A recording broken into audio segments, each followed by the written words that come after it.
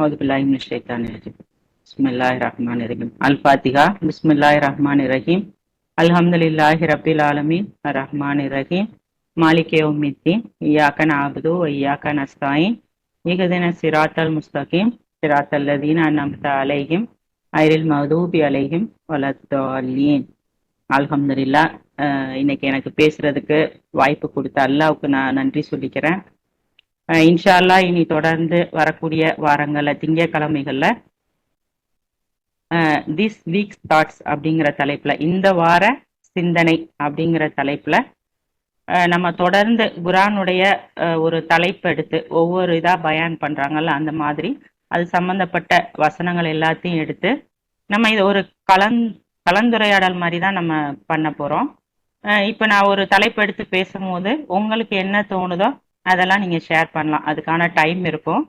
இல்லை நான் தொடர்ந்து பேசும்போது உங்களுக்கு ஏதாவது தோணும் போது நீங்க நடுவில் அதை குறுக்கிட்டு நான் இந்த மாதிரி நினைக்கிறேன், எனக்கு இந்த மாதிரி புரியுது, இல்லை நீங்க சொல்றது தவறு, இல்லை எனக்கு இந்த மாதிரி இன்னொன்று அடிஷ்னலா சேர்த்து சொல்லணும்னு தோணுது அப்படின்னு உங்களுக்கு என்ன தோணுனாலும் தயக்கம் இல்லாம தான் இது ஒரு கலந்துரையாடலை தான் நம்ம இன்ஷால்லா தொடர்ந்து பார்க்க போறோம். ஸோ என்னுடைய இதுக்கு என்ன புரியுதோ அதை நான் சொல்றேன். அதுல தவறு இருந்தா இன்ஷால்லா நீங்க சொல்லுங்க, நம்ம திருத்திக்கிட்டு, அதாவது எல்லாமே அல்லாஹ் நம்மளுக்கு கொடுக்குற ஒரு நினைவூட்டல் தான். ஒருத்தருக்கு ஒருத்தர் அதை ஷேர் பண்ணிக்கிறலாம். அந்த நினைவூட்டல்கள் நம்மளுக்கு வந்து தொடர்ந்து எப்பவுமே தேவைப்பட்டுக்கிட்டே இருக்கு. அந்த என்னைய பொறுத்த வரைக்கும் அந்த நினைவூட்டல் இருக்கிறனால தான் அந்த மனிதாபிமானம் அந்த எல்லாத்தையும் கொஞ்சம் அடக்கி வாசிக்கிறது அப்படிம்பாங்கல்ல, அந்த மாதிரி ஒரு இதோட என்னுடைய கேரக்டரை கொண்டு போக முடியுது. அப்படின்னா ஏதாவது எதுலையாவது விழ போகும்போது டக்குன்னு அந்த ஒரு கவனம் வந்து அல்லாஹ் திருப்பும் போது தொடர்ச்சியான அந்த நினைவூட்டல்கள் வரும்போது நம்ம எப்படி இருக்கோம், நான் எப்படி இருக்கேன் அப்படிங்கிறத என்னால் ரியலைஸ் பண்ண முடியுது. அதுக்கு வந்து எனக்கு வந்து தொடர் நினைவூட்டல்கள் வந்து தேவைப்படுது. ஸோ இது வந்து எனக்கும் உங்களுக்கும் தொடர்ச்சியான ஒரு நல்ல நினைவூட்டல்களை தரணும் அப்படின்னு நான் அல்லாட்ட பிரார்த்தனை பண்ணி ஸ்டார்ட் பண்றேன். இன்னைக்கு வந்து நம்ம வந்து அகந்தை அப்படிங்கிற தலைப்புல தான் நம்ம பார்க்கலாம். நீங்க எல்லாருமே அகந்தைன்னு போட்டு அந்த குர்ஆன் வசனங்களை எடுத்து வச்சுக்கோங்க. உங்களுக்கு அந்த வசனங்கள்ல என்ன தோணுதோ இன்ஷால்லா நான் சொல்லும் போது நீங்களும் சேர்ந்து அதை ஷேர் பண்ணுங்க. ஏன்னா நம்ம இந்த பூமிக்கு நம்ம வர்றதுக்கு காரணமா இருந்தது என்ன அப்படின்னு பார்த்தோம்னா இந்த அடிபணியாத ஒரு நிலை, அகந்தை தான். நான் சிறந்தவன் அப்படிங்கிற இந்த எண்ணம் நம்ம மனசுல இருந்ததுனாலதான் நம்ம வந்து கலகம் பண்ணிட்டு நம்ம இங்க வந்திருக்கோம். அல்லாஹ் நம்மளுக்கு கொடுத்துருக்கிற ஒரு இறுதி வாய்ப்பா இந்த வாய்ப்பை நம்மளுக்கு கிடைச்சிருக்கு. எந்த ஒரு விஷயமா இருந்தாலும் இதுதான் கடைசி வாய்ப்பு அப்படிங்கும் போது நம்ம அதை எப்படி கவனமா எப்படி கையாளுவோம், எப்படி பயன்படுத்திக்கிறோம் அதை. ஸோ நம்மளுடைய நாட்கள் போய்கிட்டே இருக்கு, நம்மளுடைய இறுதி நாட்களை நோக்கி நம்ம போய்கிட்டே இருக்கோம். அப்ப நம்மளுடைய சிந்தனைகள் நம்மளுடைய செயல்கள் எல்லாமே நம்மளுக்கு எப்படி இருக்கணும் அப்படிங்கிறதையும் அல்லாஹ் நம்மளுக்கு குர்ஆன்ல வந்து வரிசையா நம்மளுக்கு ஒன்று ஒன்றா சொல்லித்தரான். எதையுமே கொடுக்காமையும் அல்லாஹ் வந்து நம்மளை அனுப்பிச்சிடல, எல்லா விதமான வழிகாட்டுதலையும் கொடுத்துதான் நம்மளை அனுப்பிச்சிருக்காங்க. இந்த அகந்தைங்கிறதுல முதல் வசனம் நான் படிக்கிறேன். அவுதுபில்லாஹிமினஷ்-ஷைத்தானிர்-ரஜீம். பிஸ்மில்லாஹிர்-ரஹ்மானிர்-ரஹீம் 2:51. இருப்பினும் 40 இரவுகளை முன்னிட்டு மோசஸை நாம் அழைத்த பொழுது அவர் இல்லாத சமயத்தில் கன்று குட்டியை நீங்கள் வழிபட்டீர்கள், மேலும் தீயவர்களாக மாறிவிட்டீர்கள். அடுத்து 2:54. மோசஸ் தன் சமூகத்தாரிடம் கூறியதை நினைவு கூர்த்திடுங்கள், என் சமூகத்தாரே, கன்று குட்டியை வழிபட்டதன் மூலம் உங்களுடைய ஆத்மாக்களுக்கு நீங்கள் தீங்கிழைத்து கொண்டு விட்டீர்கள். நீங்கள் உங்களுடைய படைப்பாளரிடம் பாவத்திற்கு வருந்தியே ஆக வேண்டும். உங்களுடைய அகந்தையை நீங்கள் கொல்ல வேண்டும். இதுவே உங்களுடைய படைப்பாளரின் பார்வையில் உங்களுக்கு சிறந்ததாகும். அவர் உங்களை மீட்டு கொள்ளவே செய்தார். அவர்தான் மீட்பவர், மிக்க கருணையாளர். இந்த அகந்தை தான் சாத்தானையும் வீழ வச்சது. அவன் நம்ம எல்லாருமே இந்த உலகத்துக்கு கடவுளுடைய சாம்ராஜ்யத்திலிருந்து நம்ம வெளியே வர்றதுக்கு, அவரை விட்டு நம்ம ரொம்ப தூரம் வந்துட்டோம், வர்றதுக்கு காரணமா இருந்ததே இந்த அகந்தை தான் அப்படிங்கிறத எல்லாம் நம்மளுக்கு சொல்றாங்க. ஸோ இந்த அகந்தை வந்து நம்மளுக்கு எந்தெந்த ரூபத்துல எல்லாம் வருது அப்படிங்கிறத நம்ம பார்க்குறோம். மோசஸுடைய மக்கள் கன்று குட்டியை வழிபட்டதன் மூலமா அவங்க அகந்தையை வெளிப்படுத்தினாங்க அப்படிங்கிறத எல்லாம் நம்மளுக்கு சொல்றாங்க.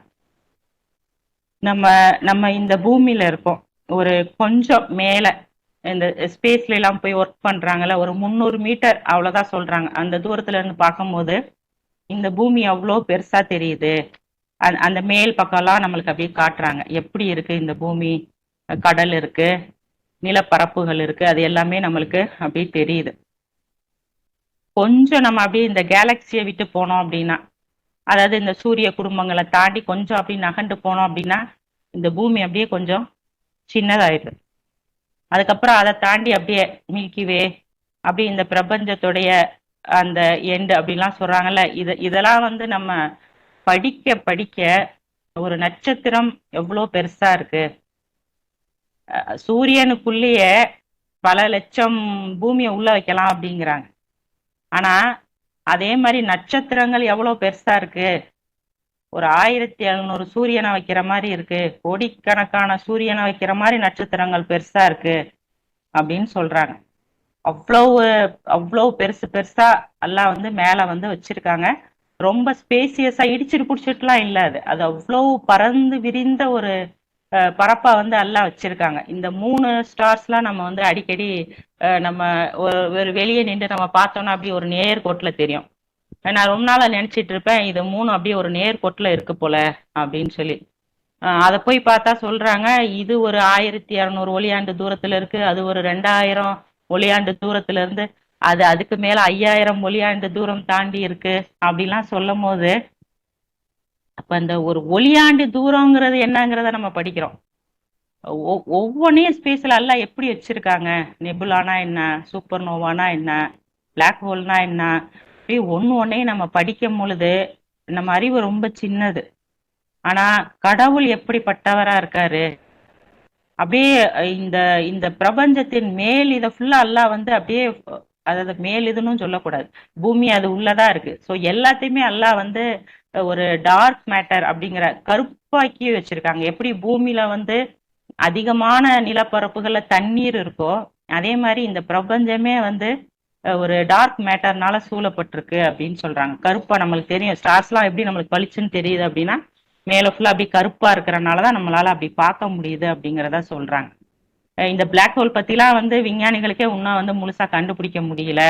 அந்த உள்ள போற அந்த புவியீர்ப்பு விசையினால உள்ள போறதெல்லாம் எங்க போகுதுன்னே தெரியல அப்படின்னு சொல்லி சொல்றாங்க. எப்பேற்பட்ட கடவுளா அவர் இருக்காரு அப்படிங்கிறத ஒன்னையும் படிக்க படிக்க அப்படியே நம்மளுக்கு வந்து அப்படிதான் இருக்கு. அல்லாஹ் அக்பர், அவர் எப்படிப்பட்ட ரட்சகர் அப்படின்னு சொல்லி அப்படியே அப்படியே நம்ம அப்படியே வரும்போது திரும்ப இவங்க என்ன பண்றாங்கன்னா, ஒரு கன்று குட்டி, ஒண்ணுமே செய்ய சக்தி இல்லாத, ஒரு பகுத்தறிவு இல்லாத, தனக்கே எதுவும் செய்து கொள்ள தெரியாத ஒரு கன்று குட்டியை தூக்கி வச்சுட்டு இதுதான் எங்களுடைய கடவுள் அப்படின்னு வணங்குனாங்கன்னா அது எப்படி இருக்கும். நம்மளுக்கே அதையெல்லாம் பார்க்கும்போது அதிர்ச்சியா இருக்கு. எப்படி வந்து மக்கள் வந்து இப்படி போறாங்க, ஒரு சிலைய வச்சுக்கிட்டு, ஒரு சின்ன கல்லை வச்சுட்டு, இதுதான் எனக்கு எல்லாத்தையும் கொடுக்குதுன்னு மக்களால எப்படி போக முடியுது அப்படின்னு நம்ம யோசிக்கிறோம்.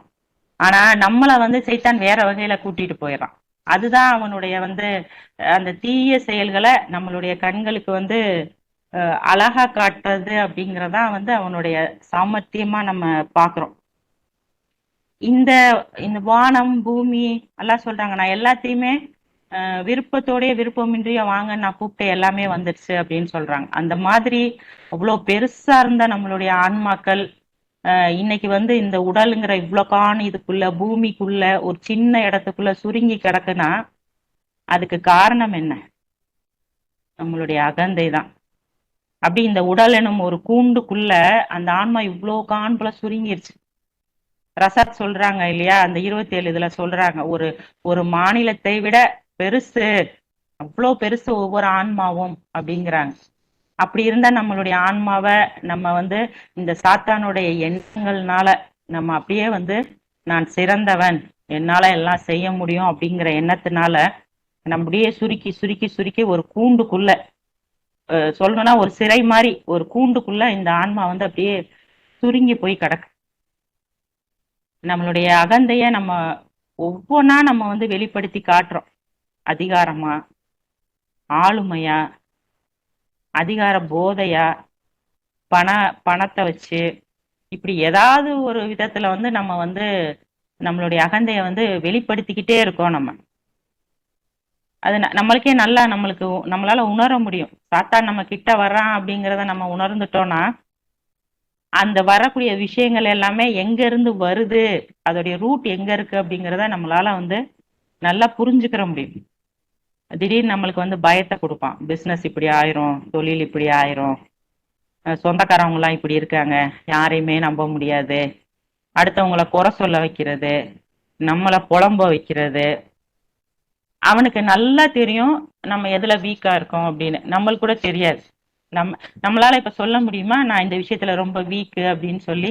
நம்மளால சொல்லவே முடியாது. ஆனா அவன் வந்து நம்மள நாலா பக்கம் இருந்து நம்மள பார்த்துக்கிட்டே இருக்கான். நம்ம எப்ப எந்த விஷயத்துல வீக்கா இருக்கோம், எதுல அடிச்சா நம்ம வந்து டவுன் ஆவோம் அப்படிங்கிறத நம்மள வந்து அவருடைய கூட்டத்தார் அத்தனை பேரும் கூட்டாளிகள் நம்மள வந்து வாட்ச் பண்ணிக்கிட்டே இருக்காங்க. அதுக்குதான் அல்லாஹ் சொல்றாரு, நீங்க வந்து என்கிட்ட பாதுகாப்பு தேடிக்கிட்டே இருங்க அப்படிங்கிறத அல்லாஹ் நம்மளுக்கு சொல்லி கொடுக்குறாங்க. அடுத்த வசனம் நம்ம பார்க்கலாம். 2:87. மோசஸுக்கு நாம் வேதத்தை கொடுத்தோம், மேலும் அவருக்கு பின்னர் மற்ற தூதர்களை நாம் அனுப்பினோம், மேலும் மேரியின் மகனான ஜீசஸுக்கு நாம் ஆழ்ந்த அற்புதங்களை தந்தோம். அத்துடன் பரிசுத்த ஆவியை கொண்டு அவருக்கு ஆதரவளித்தோம். நீங்கள் விரும்பாத எதையேனும் கொண்டு உங்களிடம் ஒரு தூதர் வந்த ஒவ்வொரு முறையும் உங்களுடைய அகந்தையானது நீங்கள் ஆணவம் கொண்டவர்களாக இருக்க காரணமானது என்பது ஒரு நிதர்சனம் அல்லவா? அவர்களில் சிலரை நீங்கள் ஏற்க மறுத்தீர்கள், மேலும் அவர்களில் சிலரை நீங்கள் கொன்றுவிட்டீர்கள். தூதரை ஏற்க மறுக்கிற ஒரு விஷயமும் அகந்தையுடைய ஒரு பண்பா இருக்கு அப்படிங்கிறத அல்லாஹ் நம்மளுக்கு இந்த வசனத்துல இருந்து சொல்றாங்க. இப்ப மக்கள்லாம் என்ன பண்றாங்கன்னா, லாயிலா இலலாவோட தூதரை சேர்த்துக்கிறாங்க. அப்படி ரொம்ப ஒன்னும் எக்ஸ்ட்ரீமா கொண்டு போய் வைக்கிறது. அப்படி இல்லைன்னா நீங்க வந்தா நாங்க ஏத்துக்கிற மாட்டோம், மலக்குகள் வந்தாதான் ஏத்துக்கிறோம், இல்லைன்னா எங்கள்கிட்ட செல்வந்தர்கள் வந்தாதான் ஏத்துக்கிறோம், இல்ல எங்களுக்கு பிடிச்ச மாதிரி ஒரு விஷயத்த நீங்க கொண்டு வந்தாதான் நாங்க ஏத்துக்கிறோம். எப்படியெல்லாம் கடவுளுடைய செய்திகளை எப்படியெல்லாம் மறுக்க முடியுமோ அப்படியெல்லாம் நம்மளுடைய அகந்தை வந்து நம்மளை மறுக்க வைக்குது. இது வந்து யாரோ ஒரு மக்களுக்காக சொல்றாங்க அப்படிங்கிற மாதிரிலாம் இல்லை. இது எல்லாமே நம்மளுக்கு தான் வந்து சொல்லப்படுது. ஏன்னா குரான்ல உள்ள ஒவ்வொரு விஷயமே தூதர்கள் மூலமா அல்லாஹ் நம்மளுக்கு கொடுத்தது. கோவப்படாதீங்க அப்படின்னு அல்லாஹ் சொல்றாங்க, அடக்கிக்கங்க அப்படின்னு அல்லாஹ் சொல்றாங்க. இது நம்மளுக்கு வந்திருக்கிற ஒரு கடவுளுடைய தூது செய்தி. நம்ம கோவத்தை அடக்கிக்கிறோமா, தப்புன்னு கோவப்பட்டுறோம், டென்ஷன் ஆயிரும். சரி நம்ம கோவப்பட்டுறோம், இது தப்புன்னு உணர்றோமா, இல்ல இது நான் செஞ்சது கரெக்டு, நான் இதுக்காக தான் நான் இப்படி பண்ணேன் அப்படின்னு நம்ம சமாளிச்சு அப்பவும் நம்மளை வந்து சரி அப்படின்னு நம்ம நிரூபிக்கிறதுக்கு தான் நம்ம ட்ரை பண்றோமே தவிர, நான் அப்படிதான் இது பண்ணுவேன் இவர்கிட்ட, இல்ல நான் இதுக்காக தான் சொன்னேன் அதுக்காக தான் சொன்னேன், ஸோ என்னைய முன்னிறுத்தி தான் நான் எல்லா விஷயங்களுமே சொல்லிக்கிறேன். ஸோ இந்த மாதிரி தான் நம்மளுடைய அந்த அந்த சிந்தனைகள் இருக்கு. இல்ல இதனாலதான் அதனாலதான் அப்படின்னு சொல்லி நம்ம அதை விட்டு வெளியே வந்துடணும் அப்படிதான் நம்ம நினைக்கிறோம். இந்த தூது செய்திகள் எல்லாமே அல்லாஹ் நம்மளுடைய அகந்தைய அடக்கிக்கிறதுக்காக, அகந்தைய கட்டுப்படுத்தினாதான் நம்ம சோலை வந்து நம்மளால டெவலப் பண்ண முடியும். அப்படின்னா நம்ம சாத்தானை தூக்கி தூரமா வைக்கணும். அவன் வந்து வெறுப்பா கொண்டுட்டு வருவான், இவன் சொந்தக்காரங்களே சரியில்லை உனக்கு, இவங்களாலதான் உனக்கு பிரச்சனை, பாசங்காட்டி நம்மளை மோசம் பண்றாங்க, இவங்களோட இருந்தா நம்ம முன்னேறவே முடியாது. இந்த மாதிரி எல்லாமே நெகட்டிவான எல்லா விஷயங்களுமே நம்மளுக்கு சாத்தானால நம்மளுக்கு போதிக்கப்பட்டுக்கிட்டே இருக்கு. ஒரு விஷயத்துல நம்ம அப்படியே தப்பிச்சு வரோம், இன்னொரு இதுல போய் அப்படியே மாட்டிடும். ஏன்னா அவனுடைய அந்த ஆக்டோபஸுடைய கரங்கள் அப்படின்னு சொல்லுவாங்கல்ல, அந்த மாதிரி ஒரு ஒரு வலை மாதிரி அவன் வந்து நம்மளை சுத்தி அப்படி பின்னி வச்சிருக்கான் அவனுடைய இத. ஏதாவது ஒண்ணுல போய் நம்ம மாட்டிக்கிறோம். நீங்க வந்து யோசிச்சு பாருங்களேன், உங்களுக்கு கோபம் வருது, ஒரு விஷயத்த பண்ணும் போது உங்களுக்கு கோபம் வருது, நான் நினைச்ச மாதிரி நீ பண்ணல, நான் இப்படி நினைச்சேன், நான் இப்படிதான் சொன்னேன், நீ அது மாதிரி எடுத்துக்கறல அப்படின்லாம் நம்ம பேசுறோம் இல்லையா? இதோடைய ரூட் என்னன்னு நம்ம யோசிச்சு பார்த்தோம் அப்படின்னா, அதோடைய ரூட் வந்து நான் சரி, நான் சிறந்தவன், நான் சொல்றேன் நீ கேளு, அதுதான் நம்மளுக்கு கோபமா வெளிப்படுது. அது ஏதாவது வேற வேற வேற வேற விஷயங்களா இருக்கலாமே தவிர, பட் ரூட் வந்து நான் சரி, நான் சிறந்தவன், அதுதான் அதோடைய ரூட்டா இருக்கு. ஒருத்தர் மேல நம்மளுக்கு பொறாமை ஏன் வருது? அவனுக்கு கிடைச்சிருக்கு, எனக்கு கிடைக்கல. அவனை விட நான் சிறந்தவன், அது எனக்கு தான் கிடைச்சிருக்கணும். அந்த எண்ணம் தான் நம்மள வந்து விழச் செய்யுது. அல்லாஹ் சொல்றாங்க, ஒரு சின்னது கிடைச்சிருந்தாலும் உனக்கு அதுதான் நல்லதுன்னு தான் நான் கொடுத்துருக்கேன் அப்படிங்கிறாங்க. அப்ப அந்த அல்லாஹ்வுடைய இதை அக்செப்ட் பண்ணிக்கிட்டோன்னா நம்மளுக்கு பொறாமை வராது. அப்படி பொறாமை வருதுன்னா என்ன காரணம் அப்படின்னா, நான் சிறந்தவன், எனக்கு அது கிடைச்சிருக்கணும், உனக்கு அது கிடைக்க கூடாது, அந்த எண்ணம் தானே. இப்படிதான் ஒவ்வொரு விஷயத்திலுமே பெருமையா இருக்கட்டும், நான் அதை அடைஞ்சிட்டேன், நீ உன்னால அடைய முடியாத ஒன்ன நான் அடைஞ்சிட்டேன், நான் சிறந்தவன். இந்த நான் சிறந்தவன் நான் சிறந்தவன்கிறத நம்ம அடிக்கடி நம்ம யோசிச்சு யோசிச்சு பார்த்தோன்னா இதுதான் சாத்தான் சொன்ன வார்த்தையா இருக்கு. இதுதான் அகந்தையுடைய முக்கியமான ஒரு ரூட்டா இருக்கு. என்னால இதை செய்யவே முடியல, இயலாமை, நான் இதை செஞ்சிருக்கணும். அதோடைய ஆப்போசிட்னு நான் இதை செஞ்சிருக்கணும், அல்லாஹ் தான் எல்லாத்தையும் நடத்துறாரு அப்படின்னு நினைச்சோம்னா அந்த எண்ணமே நம்மளுக்கு வராது. வருத்தப்படுறது, இது மாதிரி நிறைய விஷயங்கள் இருக்கு. நம்ம வந்து சொல்லிக்கிட்டே போலாம். அது அது எது வரைக்கும் கொண்டுட்டு போகுது அப்படின்னா அந்த அகந்தை வந்து கொலை வரைக்கும் கொண்டு போகுது. ஆதமுடைய பசங்கள் வந்து ஒருத்தர் கொலை பண்ணிக்கிறாங்க இல்லையா? ஸோ அகந்தை அப்படியே நம்ம எந்த பெர்சன்டேஜ்ல எந்த அளவுல இருக்கமோ அதுக்கு தக்கன சாத்தான் நம்மளை கூட்டிட்டு போய் விட்டுருவான். அப்ப அல்லாஹ் புறத்துல இருந்து நம்மளுக்கு கிடைக்கக்கூடிய இந்த இந்த தொடர் நினைவூட்டல்களை நம்ம புடிச்சுக்கிட்டா மட்டும்தான் நம்மளுக்கு டக்கு டக்குன்னு அந்த மைண்ட் வாய்ஸ் அப்படிம்பாங்கல்ல, அது வந்துகிட்டே இருக்கும். நீ செய்யறது தப்பு, நீ பேசுனது தப்பு, நீ சொன்னது தப்பு அப்படின்னு நம்ம மைண்ட்ல வந்து அல்லாஹ் நம்மளுக்கு சொல்லி கொடுத்துக்கிட்டே இருப்பாங்க. அதை கேட்டுதான் நம்ம வந்து அப்படியே திருந்தி திருந்தி நம்ம கொஞ்சம் கொஞ்சமா வரோம். ஏன் வெறுப்பு வருது, ஏன் ஒருத்தர் மேல பகை வருது, ஒன்னொன்னையும் நம்ம உட்காந்து யோசிச்சோன்னா நம்மளுக்கு அப்படியே அல்லாஹ் வந்து தெளிவா விளக்கி கொடுத்துருவாங்க. கடைசியா அது போய் நிக்கிறது அகந்தை. அந்த அகந்தை வந்து சாத்தானுடைய எண்ணமா இருக்கு அப்படிங்கிறத அல்லாஹ் நம்மளுக்கு வந்து கிளியரா புரிய வச்சிருவாங்க. அல்லாஹ் சொல்றாங்க இல்லையா, அவன் ஒரு திட்டத்தோட சாத்தான் நெருங்கும் போதெல்லாம் அகப்பார்வை கொண்டவர்கள் நன்னெறியாளர்கள் அப்படி விழிப்பாயிடுவாங்க அப்படின்னு அல்லாஹ் சொல்றாரு இல்லையா. ஸோ அந்த விழிப்பு நிலைக்கு நம்ம வரணும்னா நம்ம ஒருத்தருக்கு ஒருத்தர் இந்த மாதிரி நினைவூட்டிக்கிட்டே இருக்கணும். அதுதான் அல்லாஹ் சொல்றாங்க, தொடர்ச்சியான ஒரு உபதேசங்கள் ஒரு வழிகாட்டுதலை நான் உங்களுக்கு கொடுத்துருக்கேன், அது வந்துகிட்டே இருக்கு உங்ககிட்ட. அடிக்கடி நீங்க ஏதாவது ஒரு விஷயம் நான் யோசிச்சு பாருங்க, டக்குன்னு ஒரு மைண்ட் வாய்ஸ் வரும், அந்த ஒரு வசனம் வரும், அந்த வார்த்தை வரும், நம்மளை அப்படியே வந்து அல்லாஹ் வந்து அமைதிப்படுத்தி விட்டுருவாங்க. அது அது அல்லாஹ் நம்மளுக்கு கொடுத்துருக்கிற எவ்வளவு பெரிய ஒரு பிளஸ்ஸிங்ஸ் அப்படிங்கிறத வந்து நம்ம ஃபீல் பண்ணணும். 5:30 தான் வந்து அந்த ஆதமுடைய அந்த பசங்க 2 பேரும் கொலை பண்றத பத்தி சொல்றாங்க. தன்னுடைய சகோதரரை கொன்று விடுவதற்கு அவனுடைய அகந்தை அவனை தூண்டியது, அவன் அவனை கொன்றான், மேலும் அவன் நஷ்டவாளியாகிவிட்டான் அப்படின்னு சொல்லி சொல்றான். யாருக்காவது ஏதாவது சொல்லணுமா? ஏதாவது கருத்து இருக்கா?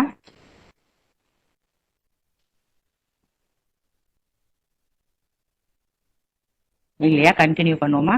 ஓகே, இன்ஷா அல்லாஹ். ஸோ இந்த மாதிரி நம்ம வந்து யாரையாவது போய் விமர்சிக்கிறது, அது சரியில்லை, இது சரியில்லை, நம்ம நம்ம ஃப்ரெண்டா இருக்கட்டும், நம்ம கிட்ட வேலை பார்க்க, அதாவது ஒரு வேலையை வாங்குற விதம்னு ஒண்ணு இருக்கு. ஏற்கனவே கூட ஒரு பயான் பண்ணாங்க, குறை சொல்றது, கேலி பண்றது, அவங்கள பரிகாசம் பண்றதுக்காகவே நம்ம பேசுறது, அந்த மாதிரி நம்ம கூட இருக்கிறவங்கள நம்ம ஹர்ட் பண்றது. நான் நல்லா இருக்கேன், நான் சிறந்தவன், நீ சரியில்லை, எல்லாத்துடைய ரூட்டுமே நம்ம நம்ம டெஸ்ட் பண்ணோம்னா அங்கேதான் போய் நிற்கும். நான் சிறந்தவன் அப்படிங்கிறதுலதான் போய் வந்து நிக்குது.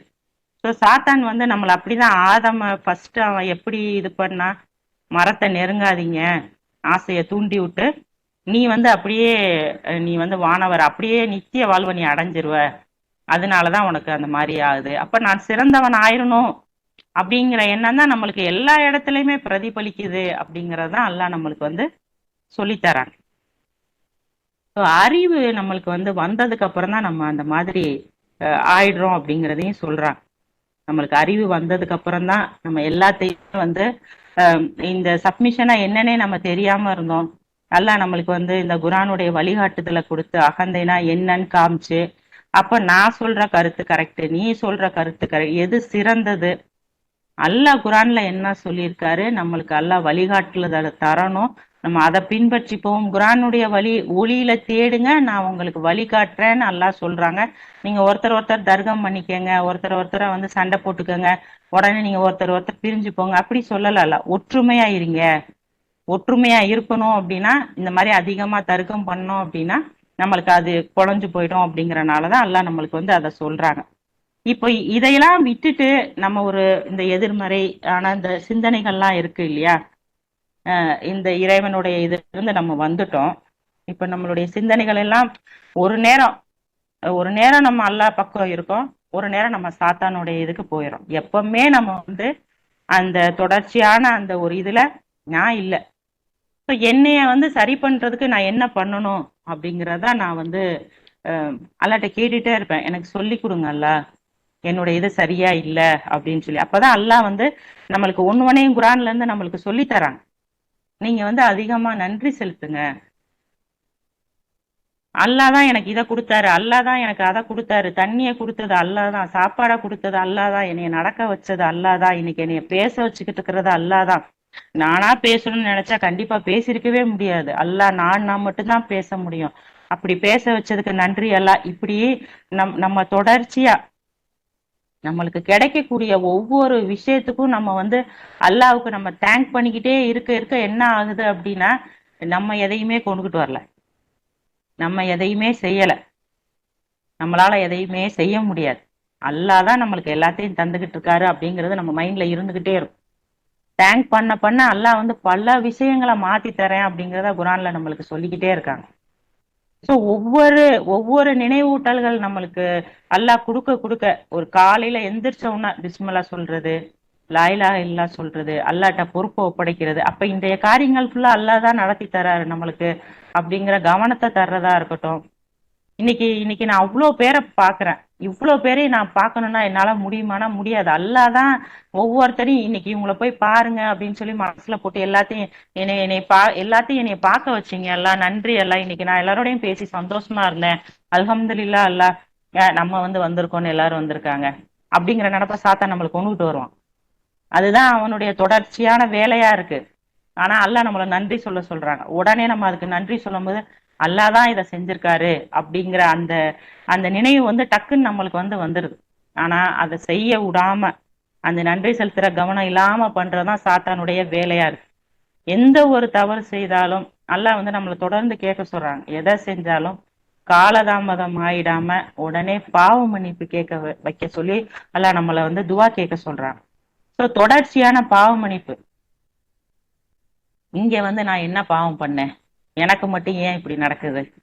நம்ம பண்ணிட்டு வந்த பாவம் வந்து கொஞ்சம் நஞ்சம் கிடையாது. நம்ம கண்ணுக்கு தெரிகிற பிரபஞ்சம் வந்து பிரபஞ்சத்துடைய எண்டு கிடையாது. இதுக்கப்புறம் உள்ள பிரபஞ்சங்கள்லாம் எப்படி இருக்குன்றே நம்மளுக்கு தெரியாது. இது அம்புட்டி அவர் கையில வச்சுக்கிட்டு இருக்கேன் அப்படிங்கிறார். அப்படிப்பட்ட ரட்சகரை, அப்படிப்பட்ட சாம்ராஜ்யத்தை உடைய நம்மளுடைய கடவுளை நம்ம கலகம் பண்ணி நான் போய் பார்த்துட்டு வந்துக்கிறேன் அது எப்படி இருக்குன்னு வந்து நம்ம இங்க வந்து அவஸ்தையா பட்டுக்கிட்டு இருக்கோம். நம்மளை மீட்டெடுக்கிறது அப்படிங்கிறதே நம்மளுக்கு வந்து அவ்வளோ பெரிய பாடா இருக்கு. நம்ம நம்ம வந்து அடுத்தவங்கள பார்த்துட்டு இவன் சரியில்லை, அவன் சரியா இருக்கான், இவன் இப்படி பேசுறான், இவன் இப்படி பண்றான், இப்படி நம்ம அடுத்தவங்களே பார்த்துட்டு இருக்கோம். நம்ம ஆன்மாவே பாடா பட்டுட்டு கிடக்கு. இந்த கூட்டுக்குள்ள, இந்த சிறைக்குள்ள அடைப்பட்டு நம்மளுடைய ஆன்மா என்ன பாடுபட்டுட்டு இருக்கு. நம்ம ஆன்மாக்கள் எப்பேற்பட்ட ஒரு நிலையில இருந்தது. பெருந்தன்மையோட இருங்க அப்படின்னு நல்லா சொல்ற, விட்டு கொடுத்து இருங்க, பொறுமையா இருங்க. எதையுமே நம்மளால வந்து கரெக்டா ஃபாலோ பண்ண முடியல. இப்படி நம்மளுடைய ஆன்மாக்களை நம்ம சுருக்கி வச்சிருக்கோம். ஸோ நம்ம வந்து இங்க அடுத்தவங்களை பார்க்கறதுக்காக நம்ம வரல. நம்மளுக்கு ஒரு பெரிய சவாலே வந்து இந்த அகந்தையிலிருந்து நம்மளுடைய ஆன்மாவை மீட்டு எடுக்கணும். நம்மளுடைய சொந்த கழுத்துக்காக நம்ம பாடுபடுறதுதான் வந்து நம்மளுடைய கோலாவே இருக்குங்க. அத நம்ம ஒவ்வொரு சூழ்நிலைகளையும் நம்ம கடந்து வரும் பொழுது நம்மளுடைய சொந்த கருத்துக்களை பிரயோகப்படுத்திடாம நம்மளுடைய மனோ இச்சைய தெய்வமா எடுத்துக்கிறாம, நான் வந்து எது பண்ணாலும் அப்படியே நிதானமா யோசிச்சு பிளான் பண்ணி நான் வந்து ரொம்ப கரெக்டா பண்ணுவேன், எனக்கு அந்த டேலண்ட் இருக்கு, எனக்கு தன்னம்பிக்கை இருக்கு, இந்த இந்த மாதிரிலாம் அப்படி கொண்டுட்டு போயிடுவான் சாத்தான். ஸோ நம்மளால அது அகந்தையை ஒரு தெய்வமா எடுத்துக்கிட்டானா நீ பாத்தியா அப்படின்னு நல்லா கேக்குறாரு இல்லையா.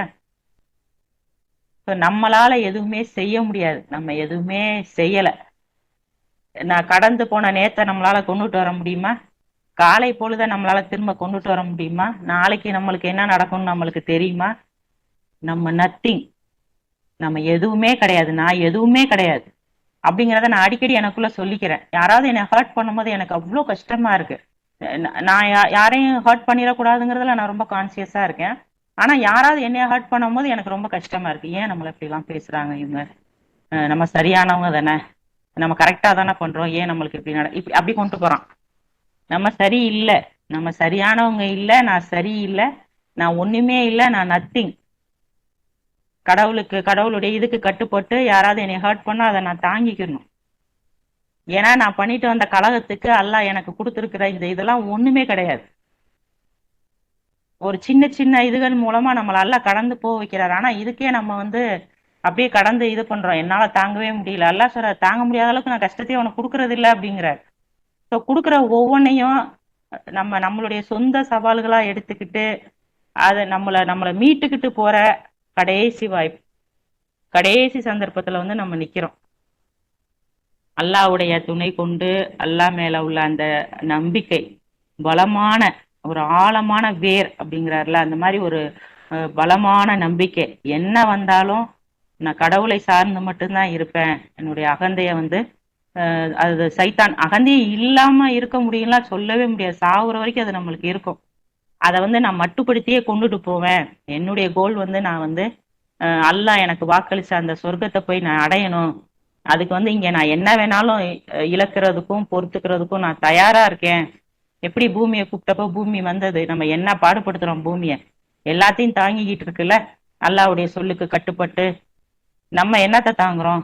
சின்ன சின்ன விஷயங்களை கூட நம்மளால தாங்க முடியல. ஆனா நம்ம பண்ணிட்டு வந்த கலகம் வந்து பேர்பட்டது. அவ்வளத்தையும் நம்ம நின்று பார்த்துக்கிட்டு இருந்தோம், பதில் சொல்லல. ஆணவம், அறியாமையினால் கொண்ட ஆணவத்தினாலதான் நம்ம இங்க வந்து இவ்வளவு வந்து நம்ம பிரச்சனைகளை ஃபேஸ் பண்ணிட்டு உட்கார்ந்துட்டு இருக்கோம். இனி ஒவ்வொரு நிமிஷமும் ஒவ்வொரு நாளும் நம்மளுக்கு எல்லாம் கிஃப்டா கொடுத்துட்டு இருக்காங்க. இந்த நாட்களை வந்து நம்ம சரியான முறையில பயன்படுத்திக்கிட்டு நம்மளுடைய ஆன்மாவை மீட்டு கொள்றதுக்கு, இங்க நம்ம எதை வேணாலும் தாங்கிக்கிறதுக்கு, நம்மளுடைய சொந்த கழுத்துக்களம் பத்தி மட்டுமே கவலைப்படக்கூடியவங்களா. அன்னைக்கு கூட சொன்னாங்க, அந்த இரட்சகருடைய அந்த பார்வை வந்து எப்படிப்பட்டதா இருக்கு. அவர் சொல்றாரு, இந்த பிரபஞ்சத்தையே நான் கைக்குள்ள வச்சிருக்கேன் அப்படிங்கிறாரு. இந்த பிரபஞ்சத்தை பத்தி முழுசா படிக்கிற அளவுக்கு அறிவே கிடையாது நம்மளுக்கு.